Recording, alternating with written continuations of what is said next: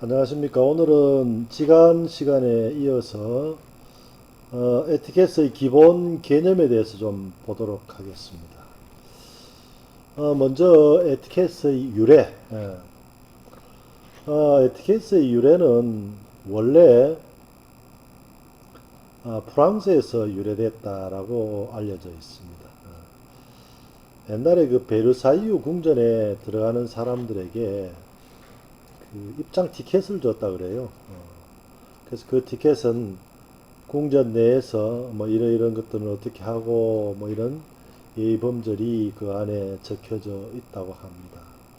그래서 그 표, 즉 다시 말해서 티켓에서 에티켓이란 말의 이 기원이라고 전해지고 있어요. 그 다음에 또 그 에티켓은 프랑스어로 에티켓, 그이 말은 나무 말뚝에 붙인 출입 금지 표지판이었다고 합니다. 이건 왜 그래 됐냐면 베르사유 궁전 그 파티에 참석하는 너무 많은 그 사람들이 그 용변을 보기 위해서 정원에 들어가 가지고 꽃도 밟아버리고 막 이렇게 정원을 그 망가뜨리는 일들이 많았던 모양이에요. 그래서 그 정원사가 그 정원 주변에 출입 금지 이런 말뚝을 붙인 데서 어, 유래가 됐다. 그래서 단순히 그때는 정원, 화원의 출입 금지라는 뜻이었는데 나중에는 마음의 화원을 해치지 않는다라고 그 뜻을 넓게 해석이 되면서 예절이란 의미로 사용하게 됐다고 합니다. 그래서 현대에 와서는 에티켓의 그 어휘가 변천되어서 동서양 어느 곳을 막론하고 일반인에게도 보편적으로 적용되는 예의범절로 자리를 잡게 되었고 누구나 지켜야 할 지구촌의 상식으로 깊이 뿌리 내리게 되었습니다. 그래서 에티켓의 이 정의라고 다시 한번 정리를 해보면 단순히 표면적이고 형식적인 유의사항과 예의 범절만을 말하는 것이 아니고 상대방의 인격을 존중하고 상대방의 기분을 헤아려주는 마음을 기본으로 하여 그것을 상대방에게 전하는 방법이라고 말할 수 있습니다. 자, 다음은 에티켓이 어떻게 발전돼 왔는지 그 개념을 좀 보면 먼저 개념을 보기 전에 잠깐 그 발전 조금 보고 하겠습니다. 아, 루이 13세의 왕비죠. 그 안느 도트리슈 그 이분이 굉장히 이제 그 에티켓의 발전에 기여한 바가 많은데 나중에 루이 14세가 어렸을 때 왕위에 오르면서 굉장히 오랜 기간 이 섭정을 했던 왕비입니다. 이때 이제 교본이 만들어졌는데 해서는 안 되는 것, 또 이렇게 하라, 뭐 이런 것들이 이제 예의서가 됐고, 그래서 루이 14세가 이제 그 제의를 하게 되는 1661년에 프랑스에서 의 예의라는 저서를 만들고 이게 이제 유럽 풍속의 이 표준서가 되었다고 합니다. 여러분 잘 알다시피 이 루이 14세는요, 그 5살에 즉위해가지고 그 어머니가 섭정을 했지만 어쨌거나 간에 72년간 그 왕위에 머무르게 됩니다. 그래서 이 루이 14세 기간이 이 프랑스의 그 문화가 왕성하게 발전하는 그런 시기가 되는데 이때 그 이제 여러 가지 예절이 이 자리를 잡게 되고 또 그 이후에 루이 16세 때 이 예절이 굉장히 이제 좀 해이해집니다. 그러나 다시 이 라폴랭 시대 때 이것이 다시 이제 법령에 의해 가지고 공식적인 의전의 형식이 확정되고 이 에티켓이 자리를 잡게 되죠. 다시 말하면 루이 14세 때 이 에티켓이 정착이 되고 16세 때 그것이 좀 해이해졌다가 나폴레옹이 부활하면서 나폴레옹 때 이 부활이 되고 공식 의전 형식으로 자리를 잡았다. 그래서 간단하게 에티켓의 발전을 그렇게 요약할 수 있겠습니다. 또 영국의 에티켓은 프랑스 중심의 궁중 예절 문화가 이제 붕괴가 되고 대신 런던으로 새로운 예의범절의 무대가 옮겨지게 되는데 영국 왕실에서 1831년까지 프랑스 왕실 또 영국 왕실, 스페인 왕실 이렇게 이제 엄격하게 준수가 되었으나 민주화가 되고 그 이후부터 조금 이제 너무 엄격하다기보다는 좀 단순화된 그렇게 해서 이제 발전을 하게 됩니다. 자, 여기에서 여러분들이 하나 꼭 기억해 놔야 될 게 개인과는 에티켓입니다. 예의범절. 그런데 국가 간에도 이런 예의가 있는 거죠. 그러니까 외교 관례라는 것이 있습니다. 그것이 바로 프로토콜입니다. 굉장히 중요합니다. 이 개인 간의 예의 마찰은 예의상의 마찰은 불쾌감을 주는 당사자들 간의 어떤 교양이 있냐 없냐의 문제로 끝을 낼 수 있지만 이 프로토콜 국가 간의 이 마찰은 외교 문제로까지 번져가지고 굉장히 이해득실의 결과를 가져오고 때로는 크게 전쟁을 치르게 되는 그런 상황까지 갈 수 있다. 그래서 이런 어떤 역사랄까 변천을 거쳐서 에티켓이 발전해 왔다는 것. 예. 자, 그렇다면 에티켓의 기본 개념에 대해서 좀 말씀을 드리면 크게 세 가지. 첫 번째, 상대방에게 호감을 주는 것. 둘째, 상대방에게 폐를 끼치지 말라는 것. 셋째, 상대방을 존중하라는 겁니다. 그래서 에티켓은 인간관계를 잘 하기 위한 마음가짐의 표현들이다. 이렇게 말할 수 있습니다. 그래서 첫 번째 호감을 주라는 것을 다시 한번 설명을 드리면 상대방에게 호감을 주라는 말은 언제나 매력적이고 예의 바른 자세로 보이도록 노력하라는 말입니다. 그래서 항상 thank you, thanks 이런 말을 사용하고요. 그리고 또 아니다 라는 말을 답변할 때도 no thank you가 바람직하다는 겁니다. 그래서 우리가 생활에서 여러 가지 상대방에게 결례를 하고 실례를 했을 때 excuse me, I'm sorry 뭐 이런 것들 sorry, that's alright, please, thank you, excuse me, may I 이런 말들이 국제 매너에 있어서는 늘 상시로 여러분들이 표현하고 사용하는 단어들이 일반화, 일상화 돼야 되겠다. 두 번째로 상대방에게 폐를 끼치지 말라는 것. 즉 다시 말해서 남에게 폐를 끼치지 않겠다는 생각은 상대방을 배려해주고 생각해주는 그런 행위를 말하는 것입니다. 사교 모임이나 만찬, 리셉션 이런 데서 이루어지는 에티켓, 지켜야 할 에티켓 이것은 소셜 에티켓이라고 합니다. 그러나 공공장소에서 이루어지는 에티켓 퍼블릭 에티켓. 그래서 크게 에티켓은 소셜 에티켓, 퍼블릭 에티켓. 그게 이렇게 두 개로 갈라지는데 특히나 우리가 공공장소에서 이루어지는 소셜 에티켓. 에티켓은 정말 우리가 반드시 꼭 지켜야 하는 에티켓입니다.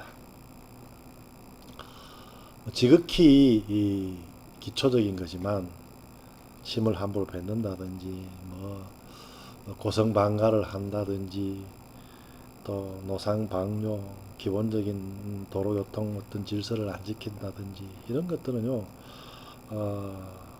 정말 기본적으로 우리가 그 지성인이냐 아니냐를 가늠하는 가장 기본적인 잣대가 될 수 있습니다. 우리 동양에서는 특히 일본인들, 요번에 코로나 사태 때는 조금 실망스러운 면이 없지 않아 있습니다만은, 그 일본인들은 친절이나 그 타인을 배려하는 이런 마음은요, 정말 타고났다고도 할 수 있지만 그 모든 것은 사실은 후천적인 교육에서 이루어진 것들이라고 할 수 있습니다. 일본에는 그 자연재해가 많이 일어나죠. 지진이라든지 또 그로 인해서 쓰나미라든지 이럴 때 그 일본인들이 그 공공 질서랄까 타인을 배려하는 것들을 보면요 놀라울 정도입니다. 미국에서 흑인이 이 경찰의 과잉 진압에 의해서 사고가 나고 그래서 아주 큰 폭동 사태가 일어났을 때 그냥 단순히 그 데모크레이션을 하는 것이 아니고 방화하고 약탈하고 이렇게까지 확대돼 버립니다. 거기에 비해서 일본인들이 이런 그 자연재해를 당했을 때 그 사람들이 그 지키는 질서를 보면요, 어린이와 여성과 노약자를 보호하고요, 또 그 구호물자, 재물자를 나눠줄 때 그 사람들을 먼저 배려하고 줄을 서서 절대 그거를 먼저 양을 타겠다, 또 아니면 그걸 어떻게 하겠다, 질서를 무질서하게 하는 거라든지 그런 게 볼 수 없습니다. 또 그 사람들이 그 들어가 있는 그 뭐라 그럴까요? 피난, 그러니까 공공 시설들에서 지키는 걸 보면, 저번에 제가 방송에서 한번 보니까 한 사람은 안에 체육관 안에 시설을 놔두고 차에서 주거를 하더라고요. 그래서 이제 기자가 인터뷰를 그렇게 하는데 왜 그렇게 불편한데 여기 있느냐 하니까 자기가 키우는 애완견이 있는데 그 개를 그 체육관 안에 들어가서 여러 사람들이 사용하는 공간에 있을 때 폐를 끼칠 것 같아서 자기는 그 애완견과 함께 차에서 생활을 하더라고요. 그 정도로 공공 장소에서 타인을 배려하고 질서를 지키는 것. 우리도 좀 이제는 그런 것들을 기본적으로 좀 배워야 한다 그럴까? 좀 생각해 볼 시점인 것 같아요. 우리가 다들 어릴 때 길을 갈 때는 우측 통행하고 상대방이 부딪혔을 때는 정중하게 죄송합니다, 미안합니다의 표현, 그리고 또 받아들이는 쪽에는 웃으면서 상냥하게 괜찮다고. 이건 우리가 기본적입니다. 엘리베이터를 탈 때라든지. 그래서 그런 자세한 것들은 챕터 뒤에서 다시 나오겠습니다만은 우리가 좀 상대방에게 폐를 끼치지 않는 그런 어떤 에티켓을 생활해야 할 필요가 있다. 다음, 상대방을 존중하는 겁니다. 상대방을 존중하는 것은 에티켓에 앞서서 인간관계의 기본입니다. 기본. 남을 존경한다는 말은 예의범절의 기본이 되는 것이고요. 그래서 서양의 에티켓만 중요시 되는 것이 아니고 동양 예절은 물론이고 우리나라의 전통 예법에서도 가장 중요한 것이 상대방을 존중하고 하는 것입니다. 에티켓을 지키는 것은 결국 질서 있고 안정된 사회를 유지하기 위해서 필요하다. 그렇기 때문에 발달되어 왔고 예절이 제대로 행해질 때 비로소 우리는 인간다운 생활을, 공동체를 영위할 수 있다는 것이죠. 자, 다음 그렇다면 에티켓과 매너에 대해서 좀 알아보겠습니다. 에티켓은요, 영어로 그 폼입니다. 폼, 형식. 그래서 에티켓은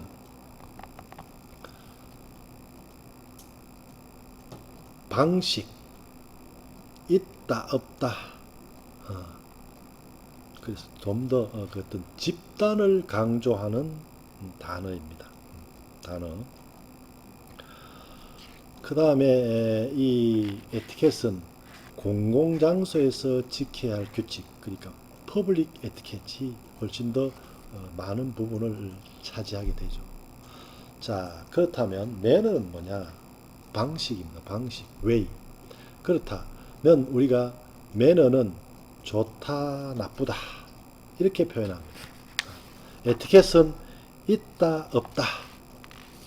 즉 다시 말해서 에티켓은 집단을 강조했다면 매너는 개인을 강조하는 것. 또 이건 친절하고 공손한 뉘앙스가 훨씬 더 매너를 표현하는 방법입니다. 그럼 다시 말해서 에티켓은 형식, 그래서 있다 없다 유무니까 있다 없다. 그래서 우리가 표현할 때 저 사람 에티켓이 있다 없다 이렇게 말합니다. 그 다음에 매너는 그 방식이니까 way. 그래서 누구누구는 매너가 없다, 있다 이렇게 해도 맞지만 매너는 좋다, 나쁘다라고 표현하는 것이 바람직한 표현입니다. 그래서 여러분들이 표현할 때 에티켓은 있다, 없다, 매너는 좋다, 나쁘다로 표현하는 것이 바람직한 표현입니다. 꼭 기억해 두시기 바랍니다. 자, 그렇다면 우리가 이제 본격적으로 배워야 할 서양 에티켓의 기본을 좀 보도록 하겠습니다.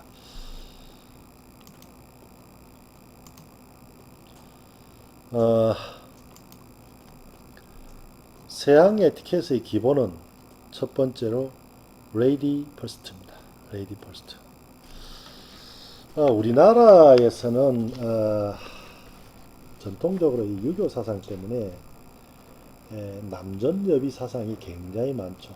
그래서 특히 우리나라에서는 이걸 좀 레이디 퍼스트에 대해서 신경을 써야 합니다. 서양 에티켓과 동양권의 예의 범절 중에서 이게 가장 그 뭐라 그럴까 큰 특징이라고 할 수 있습니다. 본래 이 레이디 퍼스트 정신은요 중세의 기사도 정신과 기독교 정신에서 유래됐다고 볼 수 있어요. 그래서 힘세고 강한 남자들이 그 약한 여성들을 돌보고 보호하는 것이 진정 남자의 품이나 힘을 나타낸다라고 생각한 것이죠. 자, 그렇다고 해서 상대 여성은 이게 아주 당연한 것처럼 여성 또한 오만 불손해서는 안 된다는 거죠.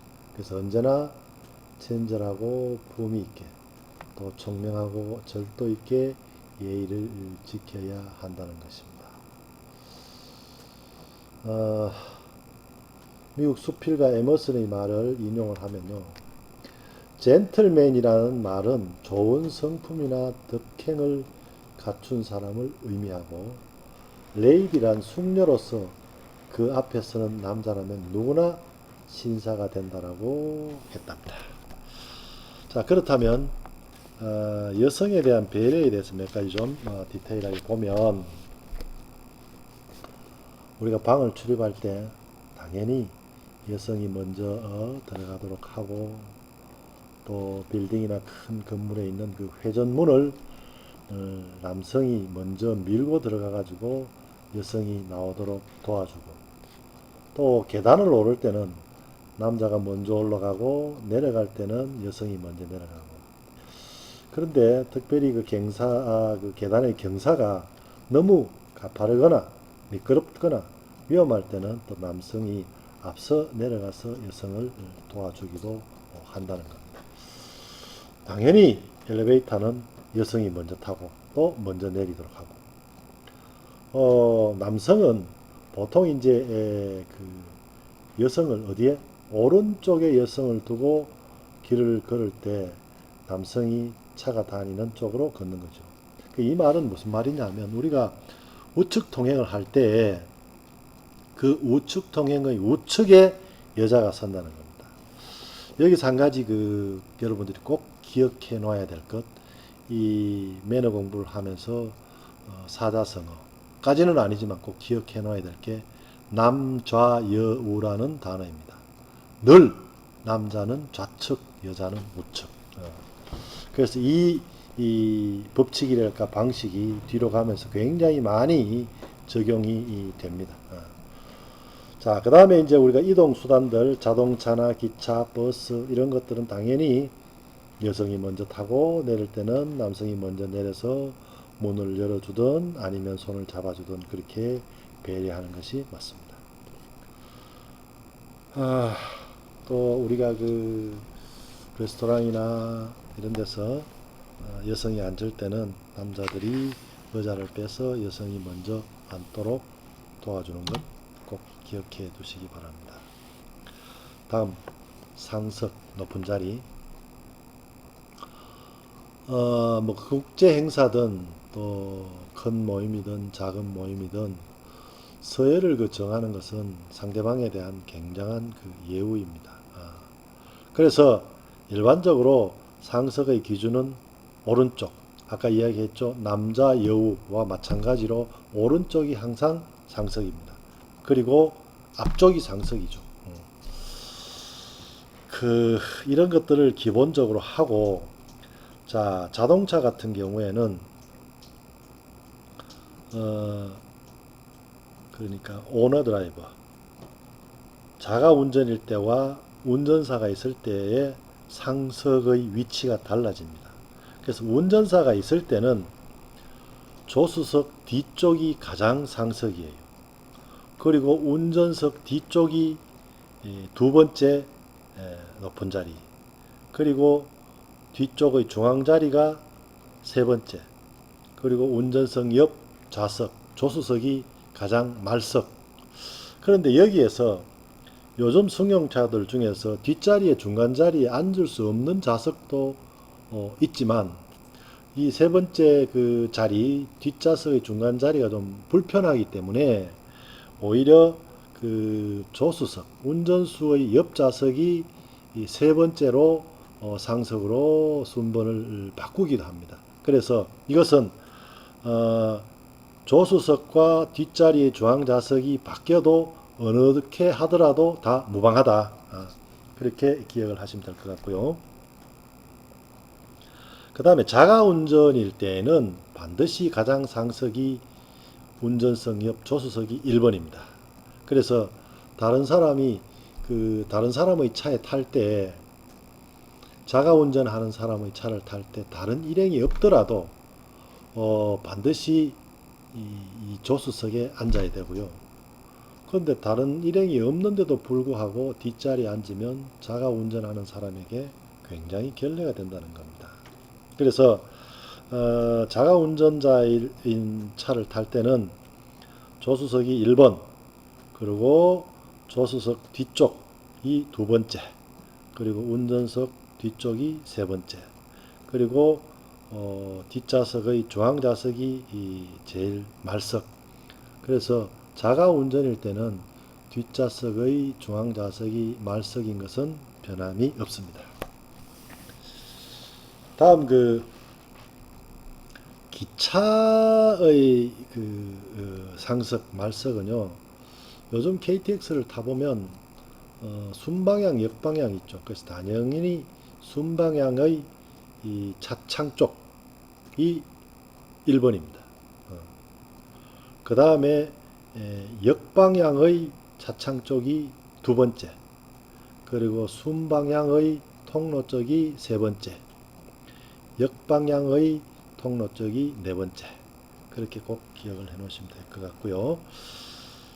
그 다음에 이제 이 비행기인데, 비행기는 어, 참 상석의 개념이 보통 뭐 퍼스트 클래스나 비즈니스 클래스의 좌석이 없는 경우에는 어, 그러니까 제일 앞쪽 두 번째 창가석, 그러니까 2번 열의 A석이 제일 상석입니다. 그 다음에 이제 퍼스트 클래스나 비즈니스 클래스가 있는 경우에는 당연히 뭐 퍼스트 클래스 고객은 퍼스트 클래스, 비즈니스 고객은 비즈니스 좌석에 이제 그러니까 에어리어에 탑승을 하게 되죠. 자, 여기에서 전체적으로 비행기를 이제 그 게이트에서 탑승할 때 줄을 설 때 당연히 상급자가 먼저 타고 또 그 연장자가 아니 그러니까 저 비행기를 탈 때는 상급자나 연장자가 먼저 타는 게 아니고 마지막에 탑니다. 마지막에 타고 또 내릴 때는 먼저 상급자나 연장자가 내리는 것이 올바른 순서입니다. 그런데 비즈니스 좌석이나 그 퍼스트 클래스 좌석이 있는 경우에는요, 여러분들 뭐 경험해서 아시겠지만 게이트 자체가 다릅니다. 비즈니스석하고 그 퍼스트 클래스는 게이트가 따로 있고 비행기 문이 따로 있기 때문에 그건 뭐 언제든지 따로 이렇게 타고, 그러니까 일반 이코노믹 클래스를 탈 때는 상급자가 있을 때는, 연장자가 있을 때는, 또 장애우가 있을 때는, 이럴 때는 먼저 타도록 하고 나중에 늦게 타도록 하고 먼저 내리는 것, 이게 이제 상석으로서의 예의입니다.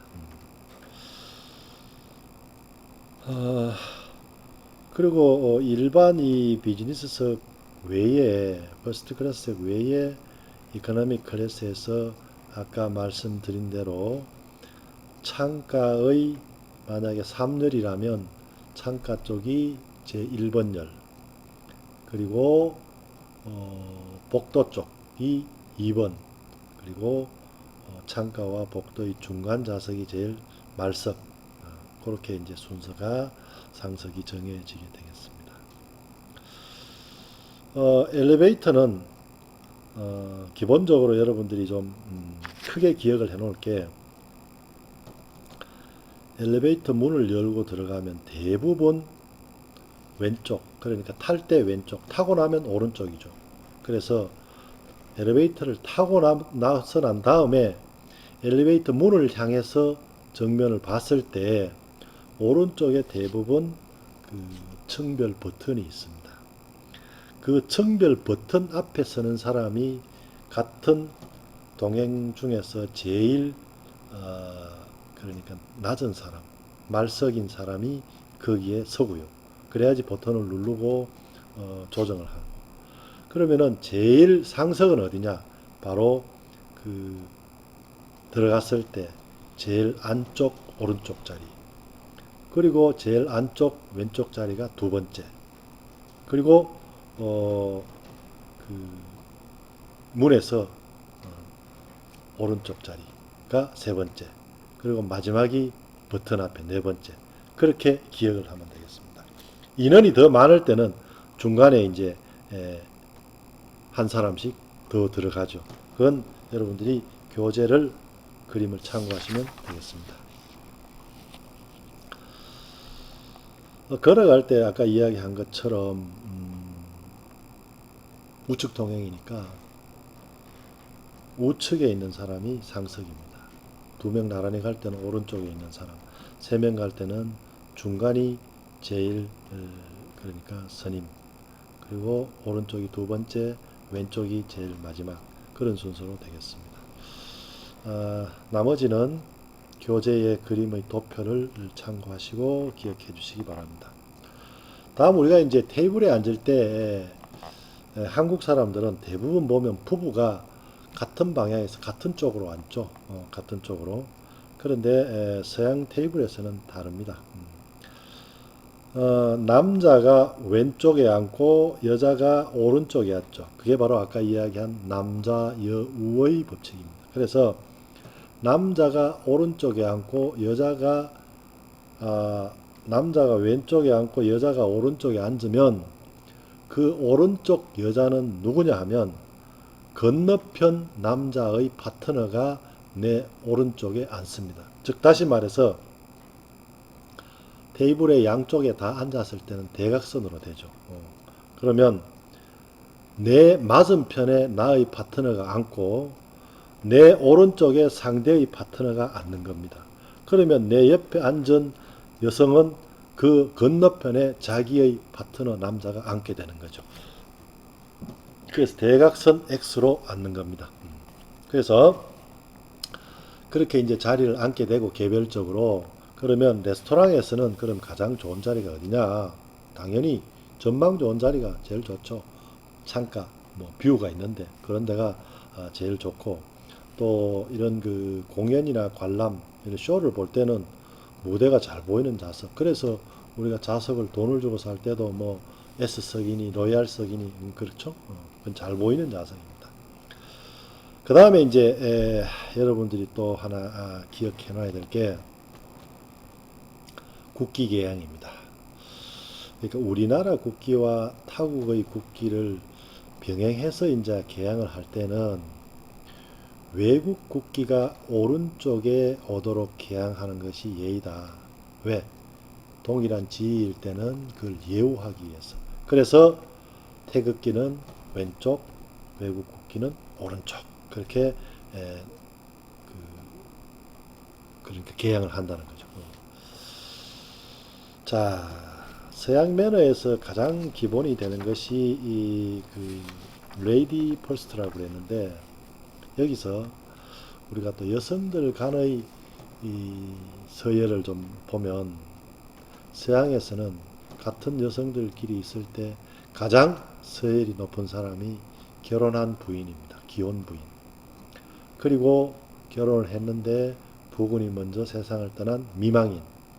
그 다음에 세 번째는 결혼을 했지만 이혼한 부인. 그 다음에 결혼하지 않는 미혼자. 이렇게 순서가 이제 정해지고요. 그 다음에 이제 남자들이 있을 때는 서양에서는 레이디 퍼스트임에도 불구하고 남편의 서열에 따라서 여성의 서열이 정해지는 것이 일반적입니다.